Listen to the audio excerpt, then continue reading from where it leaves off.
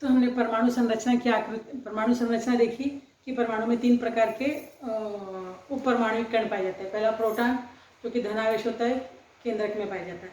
दूसरा देखा न्यूट्रॉन, वो भी केंद्रक में पाया जाता है, उस पर कोई आवेश नहीं होता है। तीसरा देखा हमने इलेक्ट्रॉन जो कक्षाओं के बाहर जो है चक्कर लगाते रहते हैं। उसके बाद हमने ये देख रहे हैं, मैंने बताया आपको परमाणु क्रमांक, यानी किसी भी परमाणु के प्रोटॉनों अथवा इलेक्ट्रॉनों की संख्या को हम लोग क्या कहते हैं, परमाणु क्रमांक कहते हैं। यानी जितना P होगा उतना ही E होगा, उतना ही परमाणु क्रमांक होगा। परमाणु क्रमांक को हम लोग Z अक्षर के द्वारा दिखाते हैं, यानी Z भी उतना ही होगा। ये परमाणु क्रमांक है। फिर उसके बाद परमाणु द्रव्यमानांक क्या है, किसी भी परमाणु में स्थित नाभिक में जो प्रोटॉन पाए जाते हैं और न्यूट्रॉन पाए जाते हैं, इन तत्वों के योग को, प्रोटॉन और न्यूट्रॉन के योग को, यानी प्रोटॉन और न्यूट्रॉन के योग को हम लोग क्या कहते हैं, परमाणु द्रव्यमानांक। यानी परमाणु द्रव्यमानांक को किसके द्वारा दिखाते हैं, ए अक्षर के द्वारा दिखाते हैं। यानी P धन N बराबर A परमाणु क्रमांक, परमाणु द्रव्यमानांक हमको निकालना आ गया। यहाँ पर ये आपको ध्यान रखना है, इसके आधार पर आप इलेक्ट्रॉनिक संरूपण की आकृति बना सकते हैं कि जितना प्रोटॉन होता है, किसी भी परमाणु में जितना प्रोटॉन होता है उतने ही इलेक्ट्रॉन कक्षा में चक्कर लगाते रहते हैं, और प्रोटॉन और न्यूट्रॉन का योग ही क्या होता है, उसका द्रव्यमानांक होता है, परमाणु का द्रव्यमानांक होता है। ये अभी हम लोगों ने देख लिया। तो यहाँ पर मैंने परिभाषा इसलिए लिख दी है आपको समझने के लिए कि परमाणु क्रमांक किसी भी परमाणु के इलेक्ट्रॉनों अथवा प्रोटॉनों की संख्या को उस तत्व का परमाणु क्रमांक कहते हैं, और इसको परमाणु क्रमांक को Z अक्षर के द्वारा दिखाते हैं। फिर परमाणु द्रव्यमानांक किसी भी परमाणु के नाभिक में स्थित प्रोटॉनों तथा न्यूट्रॉनों की संख्या के योगफल को उस तत्व का परमाणु द्रव्यमानांक कहते हैं, इसको A अक्षर द्वारा दिखाते हैं। यानी जितना P और N के योग को हम लोग क्या कहते हैं, परमाणु द्रव्यमानांक कहते हैं। इसको कैसे दिखाते हैं, यदि किसी भी तत्व का संकेत हमको मालूम है, उस तत्व का संकेत यदि हमको मालूम है तो सबसे ऊपर की ओर हम लोग क्या रखते हैं, A, और यहाँ पर Z। यानी यदि मैं संकेत के लिए उदाहरण लूँ, यदि कार्बन, तो कार्बन का ए किसको बोलते हैं हम लोग, परमाणु द्रव्यमानांक को। यानी कार्बन का परमाणु द्रव्यमानांक कितना होता है, 12, और Z कितना होता है, 6। कैसे निकाले, 12 ऋण 6 करके हम लोग निकाले इस प्रकार। तो ये कार्बन का हो गया। यदि ऐसे ही हम लोग किसी और दूसरे तत्व का ले, जैसे सोडियम लेते हैं, तो सोडियम का परमाणु द्रव्यमानांक कितना होता है, 23 होता है, और उसका परमाणु क्रमांक क्या होता है, 11 होता है। इस प्रकार लिखते हैं, यानी संकेत के इधर इस तरफ परमाणु द्रव्यमानांक होता है और नीचे तरफ में क्या होता है, परमाणु क्रमांक होता है। अब इतना आपको समझ गया लिखना। इसके आधार पे हम लोगों को कुछ प्रश्न जो है, पहले थोड़ा सोचो कि प्रश्न पूछा है कि ऑक्सीजन का संकेत O है, ऑक्सीजन का संकेत क्या है, O है।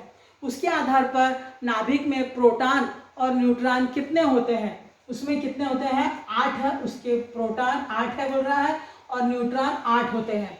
तो इस आधार पर ऑक्सीजन का परमाणु क्रमांक और परमाणु द्रव्यमानांक बताओ। तो परमाणु क्रमांक क्या होगा, देखो ये A है और ये Z है, तो इन दोनों का योग क्या होगा, 16, और जितना प्रोटॉन होता है उतना ही इलेक्ट्रॉन होता है, उतना ही Z भी होता है। तो यहाँ पर इस प्रकार, तो ऑक्सीजन का परमाणु द्रव्यमानांक 16 होगा और परमाणु क्रमांक जो है 8 होगा। फिर दूसरा प्रश्न पूछा है, कार्बन का परमाणु क्रमांक 6 है, कार्बन का परमाणु क्रमांक 6 है, यानी Z क्या है, 6 है बोल रहा है। फिर प्रश्न पूछा है कि कार्बन के परमाणु में कितने इलेक्ट्रॉन होंगे। कार्बन का परमाणु क्रमांक यदि 6 है तो इलेक्ट्रॉन कितने होंगे, 6 ही होंगे, क्योंकि जितना P होता है उतना ही E होता है, उतना ही Z होता है। देखो ध्यान रखो, ये सब बातें आपको यहाँ पर काम आने वाली है उत्तर निकालने के। सोडियम के परमाणु में 11 इलेक्ट्रॉन है, 11 क्या है बोल रहा है, इलेक्ट्रॉन है। फिर पूछ रहा है कि सोडियम का परमाणु क्रमांक कितना होगा, तो परमाणु क्रमांक कितना होगा, 11 ही होगा। क्यों, क्योंकि जितना E है उतना ही Z होता है, Z यानी परमाणु क्रमांक, तो 11 होगा उसमें। फिर तीसरा प्रश्न पूछा है, मैग्नीशियम का परमाणु क्रमांक तथा परमाणु द्रव्यमानांक, परमाणु क्रमांक कितना है बोल रहा है, 12 है, परमाणु द्रव्यमानांक कितना है, 24 है। मी तिकडे चालली आहे, दिसत आहे की नाही काय नाही, मैग्नीशियम का परमाणु क्रमांक जो है 12 है और परमाणु द्रव्यमानांक जो है 24 है। तो अब प्रश्न पूछ रहा है, तो चिन्ह द्वारा तुम इसे कैसे दर्शाओगे, कैसे दर्शाएंगे हम लोग, मैग्नीशियम यानी Mg, ये संकेत हो गया। यहाँ पर ए कितना है 24 और परमाणु क्रमांक कितना है 12। तो इसको हम लोग चिन्ह के द्वारा इस प्रकार दिखाएंगे, यानी जो भी संकेत होता है हम लोग को मालूम है संकेत ए और जेड। तो यहाँ पर ए कितना है 24 है और जेड कितना है 12 है, तो mg 24 12 mg, इस प्रकार हम लोग दर्शाएंगे। फिर उसके बाद दिया है कैल्शियम का परमाणु क्रमांक। कैल्शियम का परमाणु क्रमांक कितना है, कैल्शियम का परमाणु क्रमांक 20 है, परमाणु द्रव्यमानांक उसका 40 है। तो प्रश्न पूछा है इस आधार पर कैल्शियम के नाभिक में कितने इलेक्ट्रॉन होंगे। इलेक्ट्रॉन कितने होंगे, इसमें जितना परमाणु क्रमांक होता है उतना ही इलेक्ट्रॉन होता है, तो इलेक्ट्रॉन कितने होंगे इसमें 20 होंगे। तो आपको सारे, मुझे लगता है सारे प्रश्नों के उत्तर जो है हम लोगों को आपको मिल गए होंगे। अब हम लोग इसके आधार पर इलेक्ट्रॉनों का वितरण देख रहे हैं कि कक्षाओं में इलेक्ट्रॉनों का वितरण किस प्रकार होता है। आपको मालूम है इलेक्ट्रॉन कहां पर फिरते हैं, किसी भी नाभिक के चारों ओर परिभ्रमण करते हैं। तो अब ये इलेक्ट्रॉन कैसे घूमते हैं, यदि आप लोग को घूमने के लिए कहा जाए, कक्षा से बाहर निकलने कहा जाए तो एक साथ सारे भाग जाते हैं, लेकिन बोर के परमाणु प्रतिकृति के अनुसार इलेक्ट्रॉन जो है कवचों में पाए जाते हैं। जो जैसे ये केंद्रक था, उन्होंने बताया कि पहली कक्षा उसकी क्या होती है, के कक्षा होती है, दूसरी कक्षा उसकी एल कक्षा होती है, तीसरी कक्षा उसकी एम होती है और चौथी कक्षा एन होती है। इस प्रकार नाभिक के चारों ओर जो है इलेक्ट्रॉन चक्कर लगाते हैं। ये किसने बताया था, बोर नामक वैज्ञानिक ने बताया था। और पहली कवच को उन्होंने, पहली कवच या कक्षा को उन्होंने के नाम दिया था, दूसरी को एल नाम दिया था। तो अब हम लोग यहाँ पर एक सारणी में निकालते हैं। तो हम लोग यहाँ पर देख रहे हैं पहली कवच जो है के, दूसरा है एल, तीसरी कवच है एम, चौथी कवच जो है एन।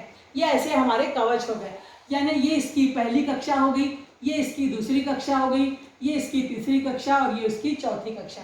अब पहली कक्षा में कितने इलेक्ट्रॉन होते हैं, इसको निकालने के लिए एक सूत्र है 2n², यानी 2 गुणा, अब n कितना है 1 है, तो 1 का वर्ग क्या हो जाएगा 1, तो इलेक्ट्रॉनों की संख्या क्या हो जाएगी 2, यानी पहली कक्षा में कितने इलेक्ट्रॉन चक्कर लगाएंगे 2 इलेक्ट्रॉन चक्कर लगाएंगे। हाँ, फिर दूसरी कक्षा निकालते हैं हम लोग, एल कक्षा, 2 गुणा, अब n कितना है 2, तो 2 क्या वर्ग, यानी 2 दूनी 4, तो 2 दूनी 4 और 4 दूनी 8, तो कितना हो जाएगा 8। तो यहाँ पर उत्तर क्या निकल जाएगा हमारा 8, यानी दूसरी कक्षा में कितने इलेक्ट्रॉन चक्कर लगाएंगे 8 इलेक्ट्रॉन चक्कर लगाएंगे। 3 4 5 6 7 8, यानी दूसरी कक्षा में एल कक्षा में 8 इलेक्ट्रॉन चक्कर लगाएंगे। अब तीसरी कक्षा है एम कक्षा। अब इसमें निकालते हैं हम लोग फार्मूला से, 2 गुणा 3 के घाते 2, 3 दिया 9, 9 दूनी 18, तो यहाँ पर आ गया 18, यानी तीसरी कक्षा में हमारे कितने इलेक्ट्रॉन चक्कर लगाएंगे 18 इलेक्ट्रॉन।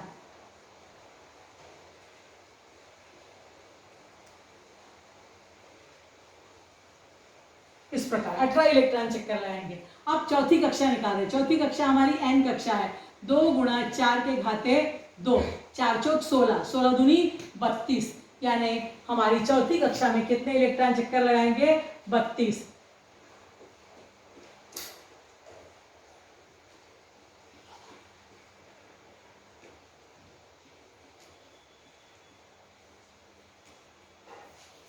इलेक्ट्रॉन, यानी ये बोर नामक वैज्ञानिक ने बताया कि पहली कक्षा में 2 इलेक्ट्रॉन, दूसरी में 8, पहली कक्षा में देखो 2 इलेक्ट्रॉन, दूसरी में 8, तीसरे में 18, चौथे में 32, 2 इलेक्ट्रॉन पहली कक्षा में, दूसरे में 8, तीसरे में 18 और चौथी कक्षा में 32 इलेक्ट्रॉन जो है चक्कर लगाते हैं।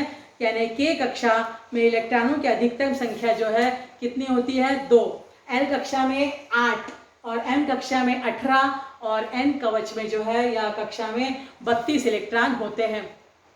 तो परमाणु संरचना और सौर मंडल में समानता है क्या? हाँ, थोड़ी समानता क्या है, सौर मंडल में जो है ग्रह जो है सूर्य के चारों ओर चक्कर लगाते हैं, लेकिन वो किसके कारण, गुरुत्वीय बल के कारण। तो परमाणु संरचना में कौन सा बल कार्यरत होता है? अब ये है ये इलेक्ट्रॉन इसके कारण चक्कर लगा रहे हैं, तो ये किसके कारण, विद्युत बल के कारण। इसमें जो है एक विद्युत बल होता है जिसके कारण ये चक्कर लगाते हैं। नाभिक में अनेक धन आवेशित प्रोटॉन, प्रश्न है हमारा कि नाभिक में अनेक धन आवेशित प्रोटॉन होते हैं, नाभिक के न्यूट्रॉनों का एक कार्य क्या होगा? जैसे हमने देखा कि प्रोटॉन है जो धनावेशित है, तो यहाँ न्यूट्रॉन का क्या कार्य होता है? ये न्यूट्रॉन जो है क्या करता है, प्रोटॉन को वहां पर एकत्रित रखने का कार्य करता है। यदि न्यूट्रॉन न होगा तो प्रोटॉन भी बाहर भाग सकता है ना, तो न्यूट्रॉन जो है प्रोटॉन को वहां पर एकत्रित रखने का कार्य करता है। तो इस प्रकार हम लोग अब आगे कुछ तत्वों का इलेक्ट्रॉनिक संरूपण देखेंगे कि कैसे हम लोग तत्वों का इलेक्ट्रॉनिक संरूपण निकालते हैं। इतना आपको समझ गया होगा। अब हम लोग इलेक्ट्रॉनिक संरूपण की जानकारी एक सारणी के द्वारा पहले समझेंगे।